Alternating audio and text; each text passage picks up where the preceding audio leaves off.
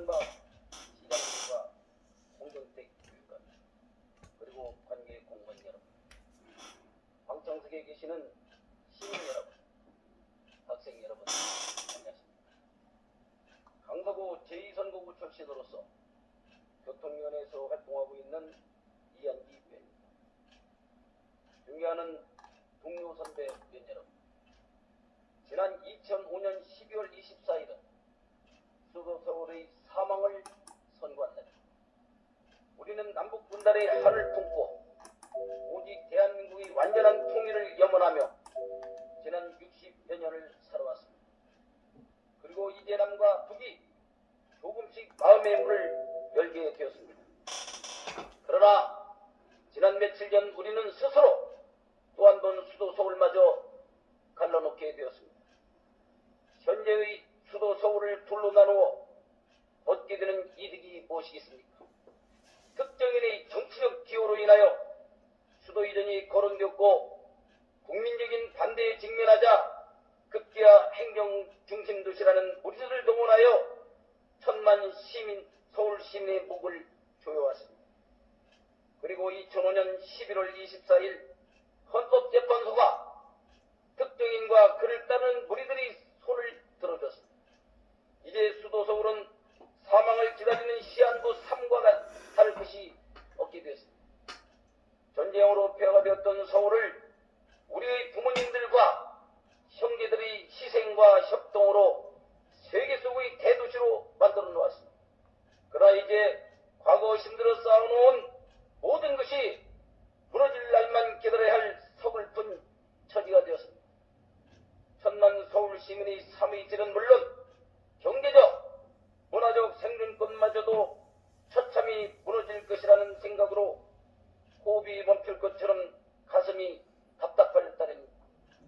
그러나 천만 서울 시민 여러분, 우리 서울의회 모든 의원들은 시민 여러분들을 대신하여 대한민국의 수도 서울을 지키겠습니다.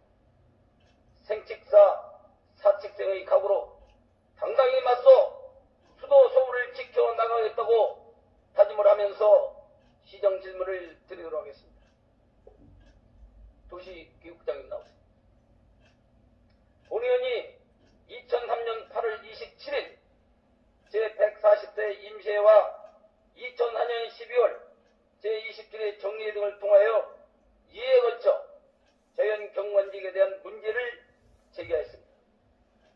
경관지구에 대하여 시장께서도 누가 보더라도 부당하다는 객관성과 형평성에 문제가 있다는 점에 공감하시며 전반적으로 검토하겠다고 말씀하셨습니다. 국장, 현재 자연 경관지구가 직면한 문제에 대하여 검토를 해보셨습니까? 예. 그럼 얘기를 좀 해보세요. 뭐가 문제라고 생각하세요? 지난번에도 뭐 위원님이 지적을 하셨지만 기본적으로 이게 이제 구름지라든가 산지의 경관, 구치지구를 보존하기 위해서 시행을 했는데 단답을 합시다. 예, 네.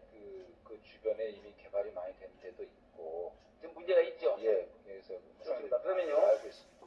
본 의원이 생각하는 문제의 본질은 첫째, 형평성의 문제입니다. 즉, 도시계획규례 제39조 7항에 담긴 불평등 조항이며, 둘째, 환경 변화는 고려하지 않고 기존의 법규만을 고집하며 변화에 대한 수동적인 입장으로 일관하는 것이 문제의 본질이라고 본 의원은 생각합니다. 본 의원이 준비한 화면 자료를 보시고 불평등한 것이 무엇이고 환경 변화의 수동적인 것이 무엇인지, 그리고 왜 도시계획규례 제39조 7항을 개정해야 되는지 말씀드리도록 하겠습니다. 이 화면을 좀 비춰주세요. 지금 이 화면이 경관지구 내에 지금 건축물들이 현 주소입니다. 지금 경관지구에 건축되어 있는 건축물이 보통 한 20년 내지 30년이 경과돼가지고 지금 자연재해로 인해서 붕괴될 수 있는 직전에 처해 있는 전 건축물인데, 다음 화면을 주세요.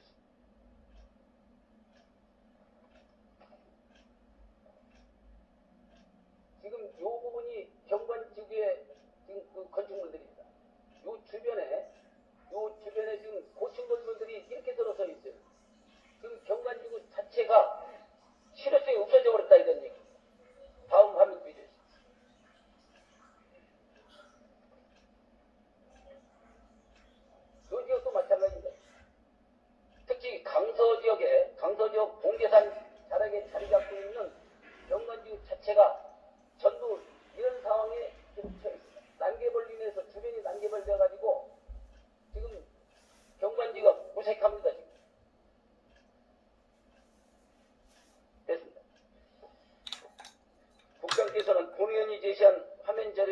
이해되시죠? 예, 알고 있습니다. 뭐를 의미하는지 아시겠죠? 예, 알고 있습니다. 자연경관지구 주변은 이미 난개발되어 자연경관지구 자체가 부연해지고 있습니다. 또한 난개발로 형평성의 문제까지 이야기하고 있습니다.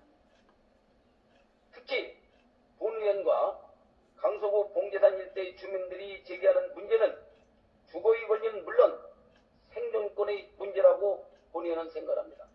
따라서 경관지구에 거주하는 주민의 삶의 질 향상과 주거 환경 개선을 위하여 대대적인 정비가 필요하지 않느냐, 본 의원은 그렇게 생각합니다.